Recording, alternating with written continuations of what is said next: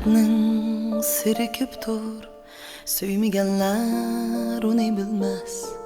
Yuragida dardi yo'qlar baxtning qadrini bilmas. Yuragida dardi yo'qlar baxtning qadrini bilmas. Men sizni söylemen canım, sizni hiç kimge bermeymen. Asman tağlar şamallardın, özemdin o kızgınıymen.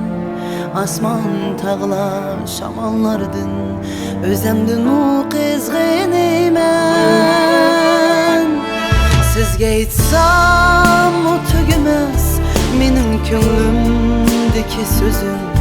Siz bilen baxtimni tapdım, sizni men gülüke söydüm. Tenha kechalarda sizni yulduzlardan so'rab yurdim.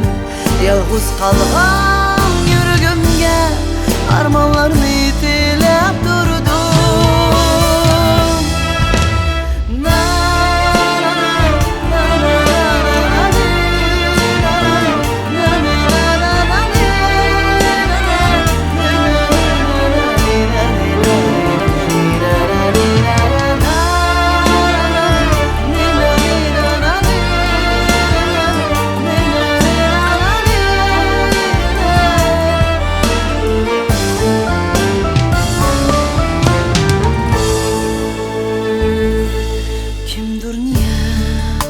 Sadıldım, yalnızlık yolda kalmaz. Kimdir söyse çin yürektim, özü üçün arman kılmaz. Kimdir söyse çin yürektim, özü üçün arman kılmaz. Men sizni söylemen canım, sizni hiç kimge bermeymen. Asman tağlar şamallardın, özemdin o kızgınıymen.